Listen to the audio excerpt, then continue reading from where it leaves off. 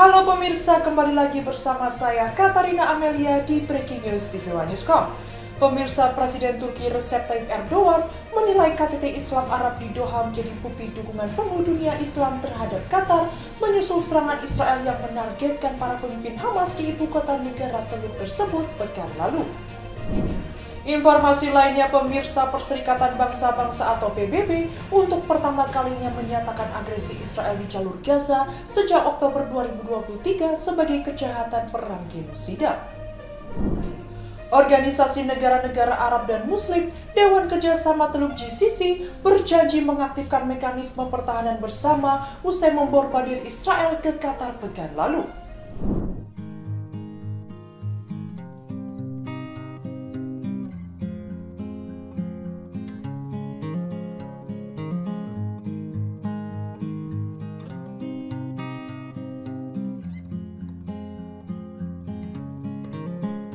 Organisasi negara-negara Arab dan Muslim, Dewan Kerjasama Teluk GCC, berjanji mengaktifkan mekanisme pertahanan bersama usai bombardir Israel ke Qatar pekan lalu. Komitmen itu menjadi salah satu hasil konferensi tingkat tinggi GCC yang digelar di Doha mulai 15 September.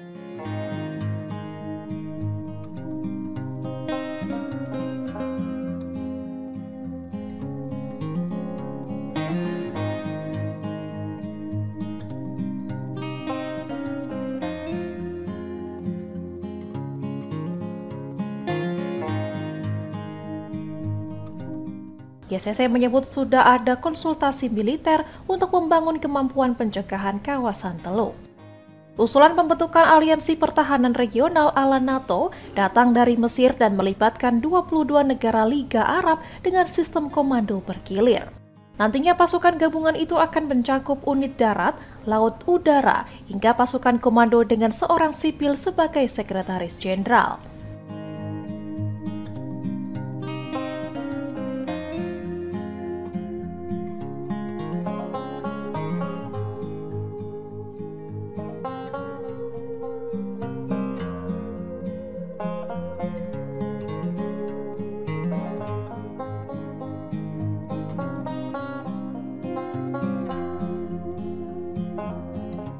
Juru bicara Qatar Majid Mohammed Al-Ansari mengatakan pertemuan komando militer terpadu GCC akan digelar di Doha untuk membahas langkah lanjutan.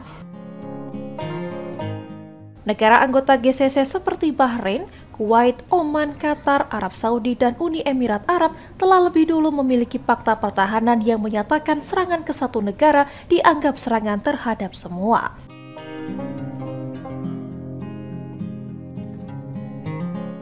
Dalam komunike bersama, negara-negara Arab dan Muslim mengutuk serangan Israel ke Qatar, menegaskan solidaritas serta menolak ancaman lanjutan.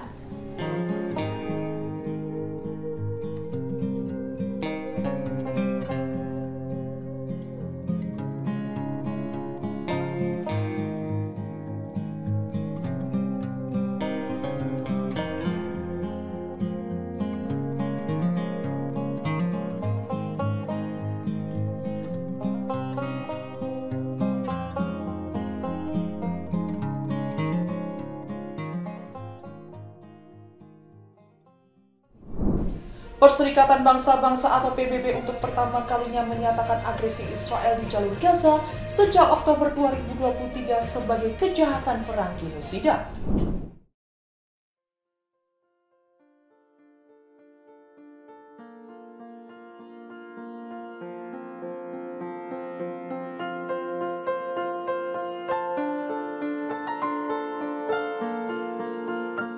Perserikatan Bangsa-Bangsa untuk pertama kalinya menyatakan agresi Israel di jalur Gaza sejak Oktober 2023 sebagai kejahatan perang genosida. Ketua Komisi Penyelidikan Internasional Independen PBB mengenai wilayah Palestina yang diduduki, Navi Pillay, menyampaikan pengumuman tersebut pada Selasa 16 September.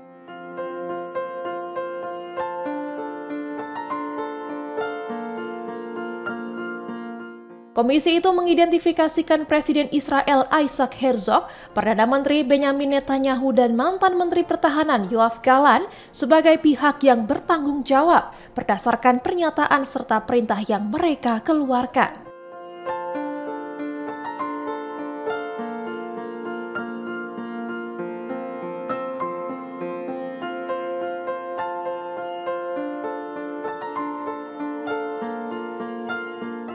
Pillay menegaskan bahwa mereka ketiganya bertindak sebagai agen negara, maka tanggung jawab hukum jatuh kepada Israel sebagai negara yang melakukan genosida. Laporan itu menyebutkan selain pernyataan pejabat, terdapat pula bukti tidak langsung yang mengarah pada niat untuk melakukan genosida.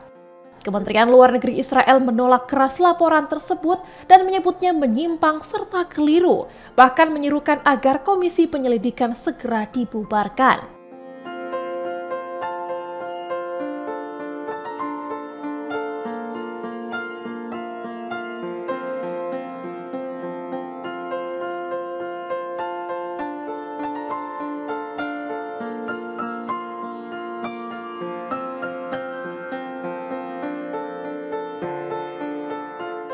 Israel melancarkan agresi ke Palestina sejak Oktober 2023 dengan serangan yang menyasar warga sipil dan berbagai infrastruktur penting.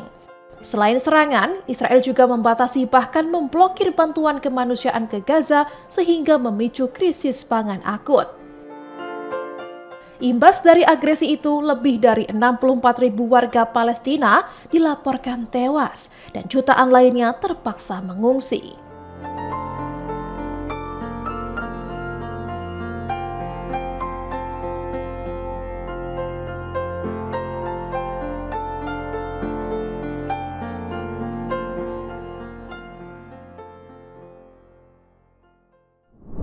Israel pada Senin 15 September 2025 menyerang dan menghancurkan gedung Al-Ghefari di Gaza Barat setelah sebelumnya memperingatkan keluarga pengungsi yang berlindung di dalam maupun di sekitarnya untuk segera meninggalkan lokasi.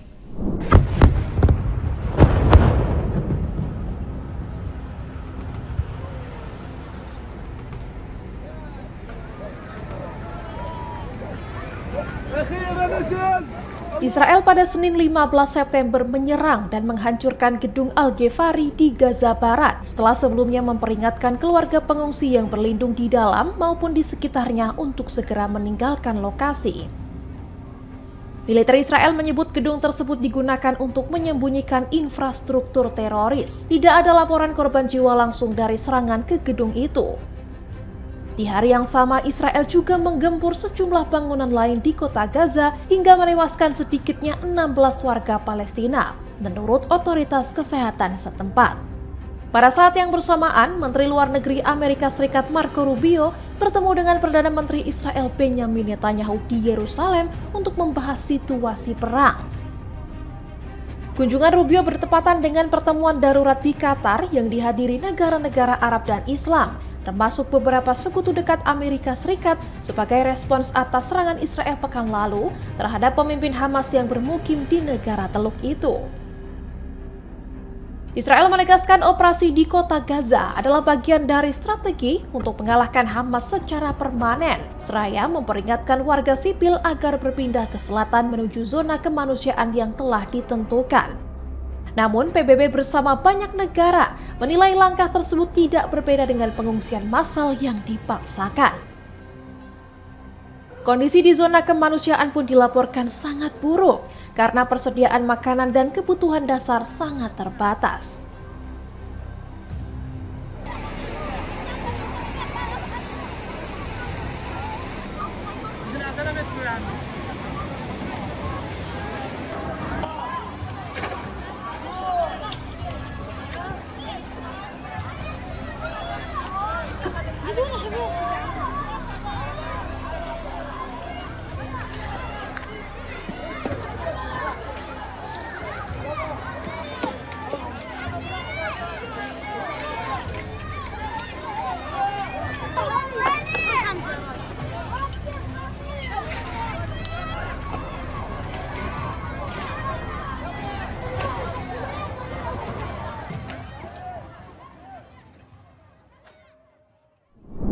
Para dokter asing yang menjadi sukarelawan di Gaza melaporkan telah menangani lebih dari 100 anak dengan luka tembak di kepala atau dada.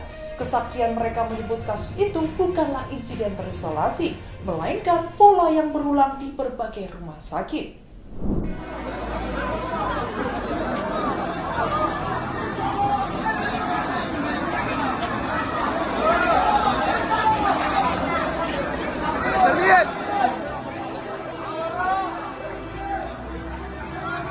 Para dokter asing yang menjadi sukarelawan di Gaza melaporkan telah menangani lebih dari 100 anak dengan luka tembak di kepala atau dada.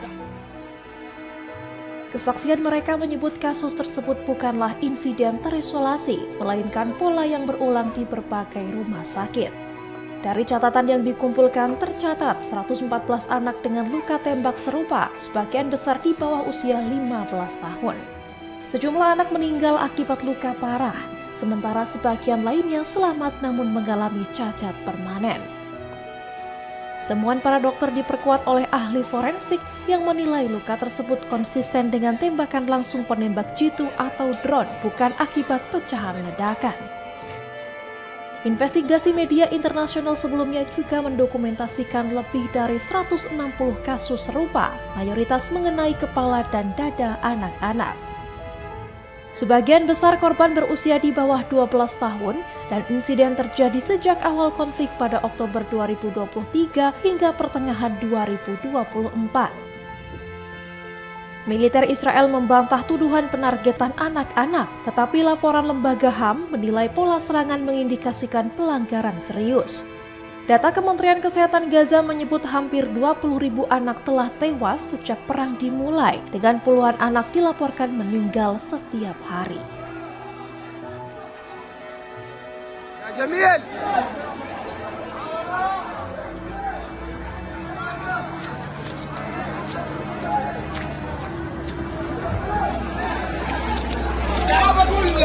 طمن على الله هيني تحت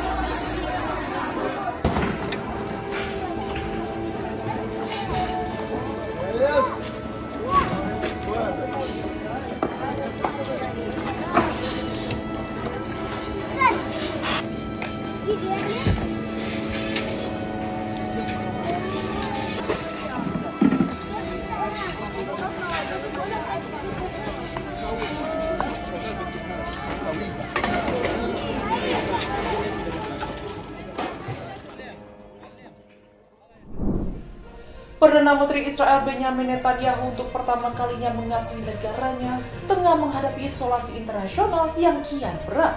Ia menegaskan Israel harus bersiap dengan mengandalkan kemandirian, termasuk dalam produksi senjata. ואנחנו גם יודעים שיש עכשיו ניסיון של הטלת מצור על ישראל על ידי גופים שונים ועל ידי מדינות שונות, בראשם קטר. קודם כל מצור תקשורתי שממומן בכסף ענק.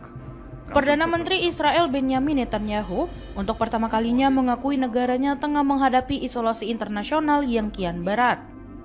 Ia menegaskan Israel harus bersiap menghadapi tekanan global dengan mengandalkan kemandirian, termasuk dalam produksi senjata. Dalam konferensi yang digelar Kementerian Keuangan Israel pada Senin, 15 September 2025, Netanyahu menyampaikan peringatan serius kepada rakyatnya. Ia menilai situasi yang dihadapi Israel saat ini berbeda dari sebelumnya dan menggambarkannya sebagai bentuk isolasi. Menurutnya, Israel harus menyesuaikan diri dengan ekonomi yang lebih mandiri. Ia menekankan bahwa negaranya tidak bisa lagi bergantung pada pasokan senjata dari luar. Kemandirian dalam pertahanan, menurut Netanyahu, menjadi kebutuhan mendesak karena risiko embargo semakin besar seiring memburuknya citra Israel di mata dunia. Pernyataan tersebut menandai perubahan tajam dari sikap pemerintah yang selama ini kerap menolak anggapan adanya keretakan hubungan dengan komunitas internasional. Ini juga menjadi pertama kalinya Netanyahu berbicara terbuka mengenai ancaman kesulitan ekonomi akibat krisis diplomatik. Israel saat ini menghadapi gelombang kecaman global terkait perang di Gaza dan serangan udara ke Qatar pekan lalu. Beberapa negara barat, termasuk Inggris, Spanyol, dan Kanada, sudah menghentikan ekspor senjata ke Tel Aviv. Selain itu, negara-negara seperti Prancis, Australia, Norwegia, dan Spanyol juga sudah mengakui Palestina dalam sidang Majelis Umum PBB bulan ini. Langkah yang semakin mempertegas keterasingan Israel di panggung internasional.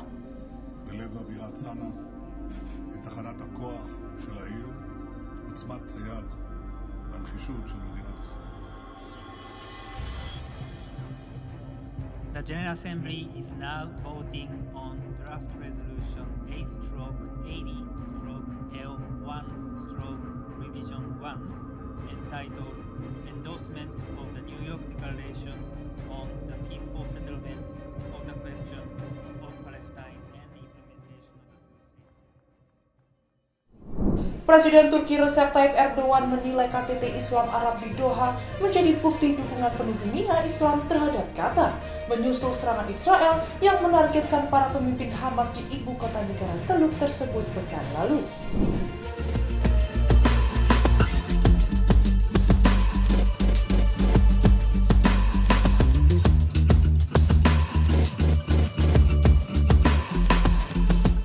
Presiden Turki Recep Tayyip Erdogan menilai KTT Islam Arab di Doha menjadi bukti dukungan penuh dunia Islam terhadap Qatar, menyusul serangan Israel yang menargetkan para pemimpin Hamas di ibu kota negara Teluk tersebut pekan lalu.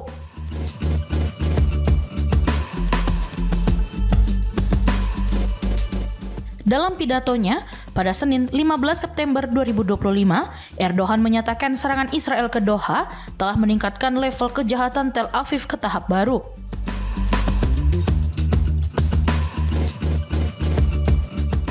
Menurut laporan Anadolu, pada Selasa 16 September 2025, Erdogan menggambarkan Israel sebagai negara dengan mentalitas teroris yang menebarkan kekacauan dan pertumpahan darah.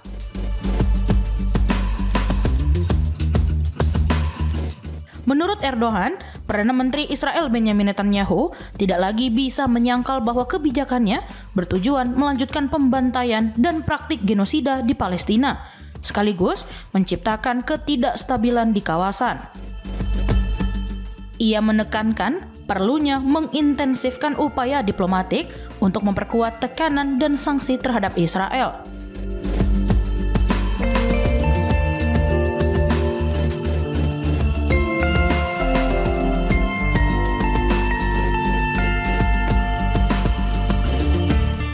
Erdogan juga menegaskan bahwa negara-negara Islam memiliki sarana dan kapasitas untuk menggagalkan ambisi ekspansionis Israel.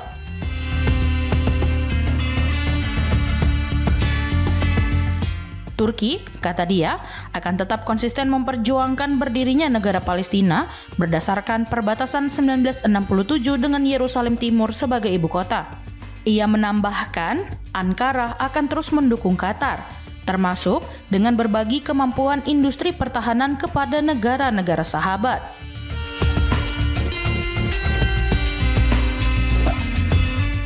Erdogan menyerukan agar kerjasama dunia Islam ditingkatkan guna memastikan kemenangan politik dan diplomatik dalam beberapa dekade mendatang.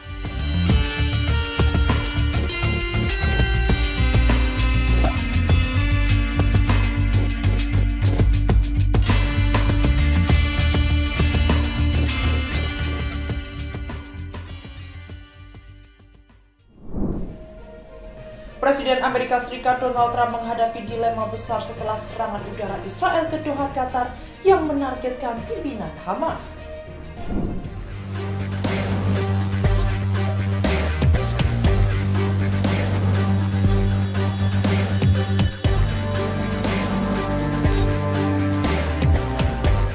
Presiden Amerika Serikat Donald Trump menghadapi dilema besar setelah serangan udara Israel ke Doha, Qatar yang menargetkan pimpinan Hamas.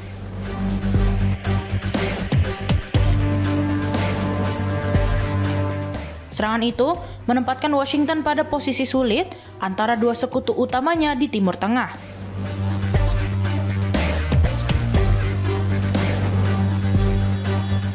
Mengutip Newsweek, Selasa 16 September 2025, insiden 9 September tersebut melemahkan peran Qatar sebagai mediator dan merusak upaya perdamaian yang difasilitasi Amerika Serikat.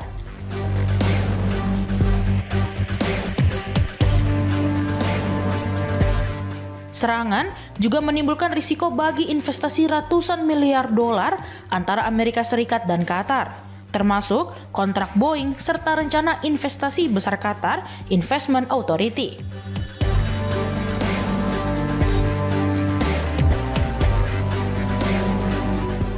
Di sisi lain, Israel tetap menjadi mitra strategis utama dengan bantuan militer tahunan bernilai miliaran dolar.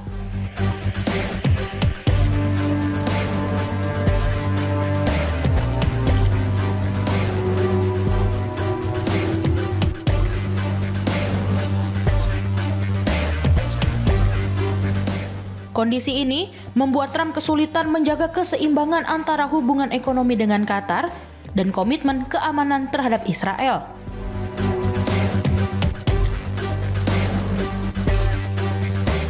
Pertemuan darurat Arab Islam di Doha pun mengecam serangan Israel.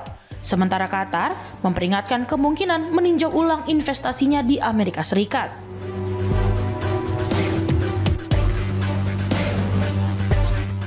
Trump merespon dengan bertemu Perdana Menteri Qatar di New York, sekaligus mengutus Menteri Luar Negeri Marco Rubio ke Israel dan Qatar.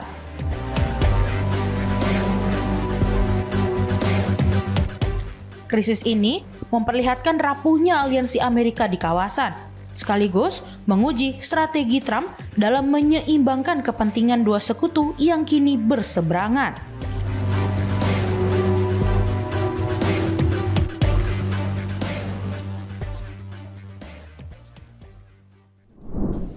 Presiden Amerika Serikat Donald Trump menyatakan bahwa Israel tidak akan melanjutkan serangan militernya ke Qatar, menyusul pemboman di Doha pekan lalu yang ditujukan kepada pejabat Hamas.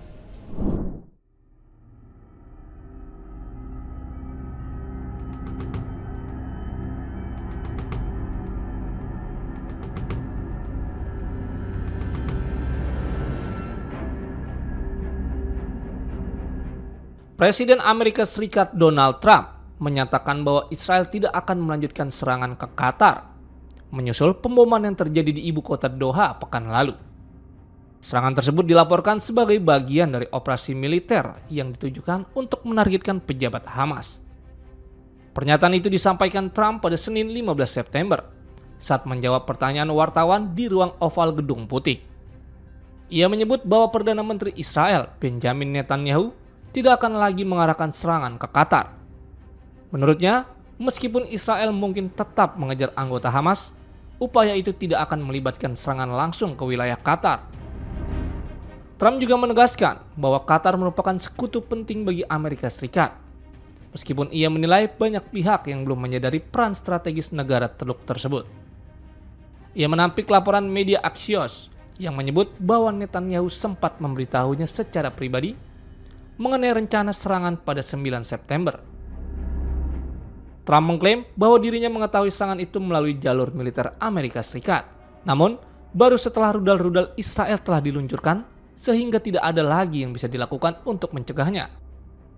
Di sisi lain, pertemuan tingkat tinggi para pemimpin Arab dan Islam yang digelar secara darurat di Doha pada hari yang sama menyuarakan kecaman keras terhadap agresi Israel. Dalam pernyataan bersama yang dirilis oleh kantor berita resmi Qatar, QNA, para pemimpin mengutuk serangan terhadap ibu kota Qatar dan menyatakan solidaritas penuh terhadap negara tersebut. Mereka juga memperingatkan bahwa tindakan militer Israel berpotensi membawa dampak serius terhadap stabilitas kawasan dan mengancam keamanan regional maupun internasional.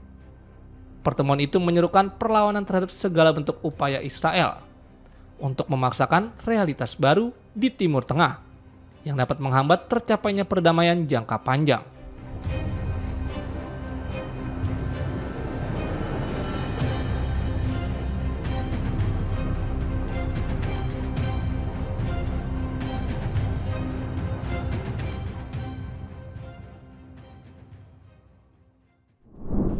KTT Darurat Islam Arab di Doha, Qatar pada Senin 15 September 2025 menghasilkan deklarasi yang mengecam keras serangan Israel terhadap para pemimpin Hamas.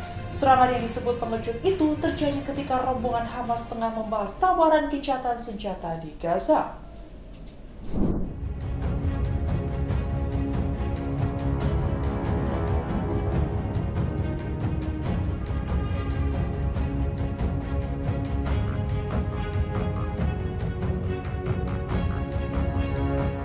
KTT Darurat Islam Arab di Doha, Qatar pada Senin 15 September 2025 menghasilkan deklarasi yang mengecam keras serangan Israel terhadap para pemimpin Hamas.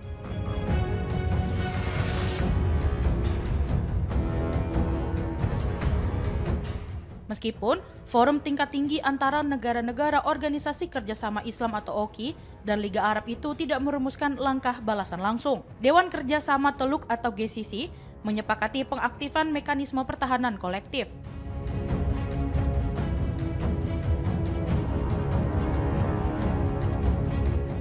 Keputusan ini dinilai sebagai tindak lanjut paling nyata yang muncul dari pertemuan tersebut.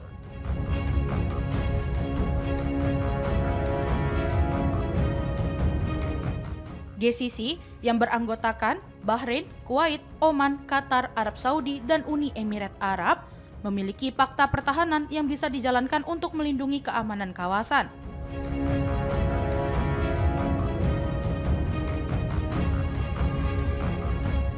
Dalam pidatonya, Emir Qatar Sheikh Tamim bin Hamad Al Thani menyebut serangan udara Israel sebagai tindakan berbahaya dan memalukan.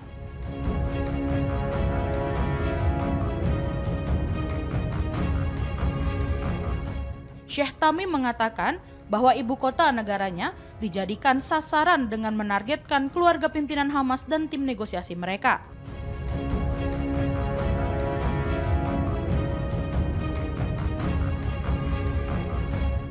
Ia meminta adanya respon nyata terhadap apa yang disebutnya sebagai arogansi dan kebrutalan Israel.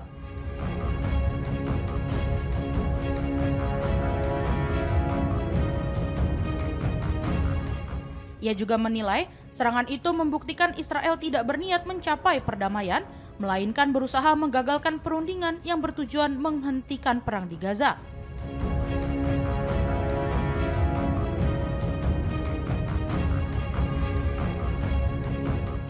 Konflik tersebut menurutnya telah merenggut nyawa lebih dari 64.800 warga Palestina.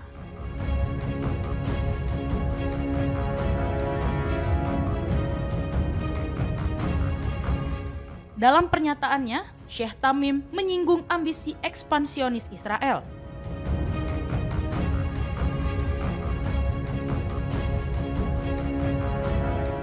Ia menyebut Israel kerap melancarkan serangan ke Lebanon, Suriah maupun Yaman, serta enggan menarik pasukan dari Lebanon Selatan.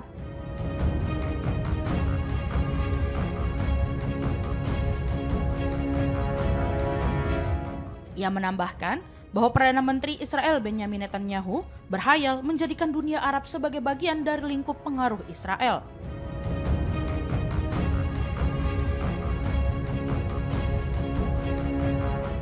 Menurutnya, gagasan itu merupakan ilusi berbahaya.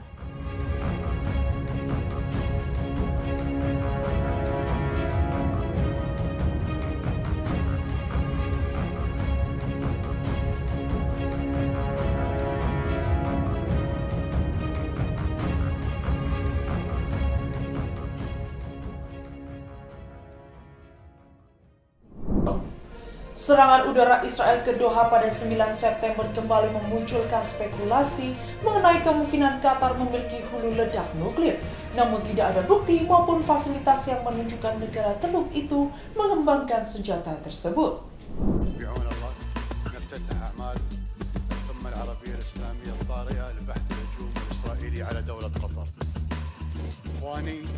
Bismillahirrahmanirrahim. Ikhwani ashab al-jalala wal fakhama wal sumu, ashab al-ma'ali wal sa'ada. Laqad ta'arradat 'asimat baladi Doha allati tan'aqadu fiha Serangan udara Israel ke Doha pada 9 September kembali memunculkan spekulasi mengenai kemungkinan Qatar memiliki hulu ledak nuklir. Namun, tidak ada bukti maupun fasilitas yang menunjukkan negara Teluk itu mengembangkan senjata nuklir. Serangan yang melibatkan jet tempur F-35 dan rudal jarak jauh itu ditembakkan dari Laut Merah melewati wilayah udara Arab Saudi sebelum menghantam sebuah villa di ibu kota Qatar. Akibat serangan itu, 6 orang dilaporkan tewas, termasuk seorang pengawal Qatar dan 5 anggota Hamas tingkat bawah. Meski demikian, tokoh penting Hamas dipastikan lolos dari serangan tersebut. Sementara itu, isu mengenai kepemilikan hulu ledak nuklir oleh Qatar mencuat setelah peristiwa tersebut. Namun, sebagai penanda tangan Perjanjian Non-Proliferasi Nuklir atau NPT, Doha tidak memiliki reaktor penelitian, fasilitas pengayaan uranium, maupun program resmi terkait senjata nuklir. Sejumlah analis juga menilai skenario Qatar memperoleh hulu ledak nuklir dari negara lain hampir mustahil terjadi. Pasalnya, transaksi semacam itu berisiko tinggi terdeteksi intelijen internasional serta memicu konsekuensi politik dan diplomatik yang berat bagi pihak yang terlibat. tengah meningkatnya ketegangan kawasan, spekulasi mengenai kemampuan nuklir Qatar dipandang lebih sebagai isu politis ketimbang fakta. Pengamat menekankan bahwa wacana tersebut tidak memiliki dasar kuat, mengingat Doha tidak menunjukkan tanda-tanda mengembangkan proyek militer berskala nuklir.